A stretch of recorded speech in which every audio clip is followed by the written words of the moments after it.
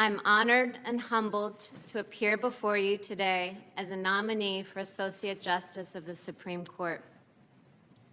I thank the President for entrusting me with this profound responsibility, as well as for the graciousness that he and the First Lady have shown my family throughout this process. I thank Senator Young for introducing me, as he did at my hearing, to serve on the Seventh Circuit. And I also thank Senator Braun for his support.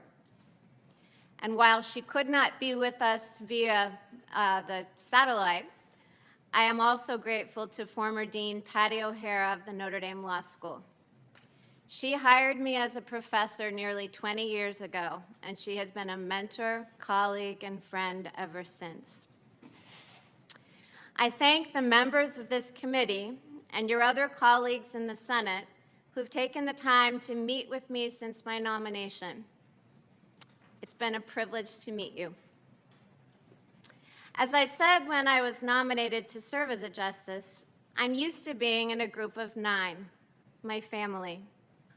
Nothing is more important to me, and I'm very proud to have them behind me. My husband, Jesse, and I have been married for 21 years. He has been a selfless and wonderful partner every step of the way.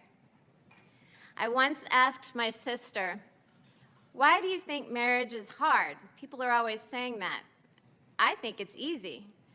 And she looked at me and said, "Well, maybe you should ask Jesse if he agrees with that." I decided not to take her advice because I know that I am far luckier in love than I deserve. Jesse and I are parents to 7 wonderful children. Our oldest daughter, Emma, is a sophomore in college who just might follow her parents into a career in the law. Next is Vivian, who came to us from Haiti. When Vivian arrived, she was so weak that we were told she might never talk or walk normally. But now she deadlifts as much as the male athletes in our gym, and I assure you she has no trouble talking. Tess is 16, and while she shares her parents' love for the liberal arts, she also has a math gene that seems to have skipped her parents' generation. John Peter joined us shortly after the devastating earthquake in Haiti.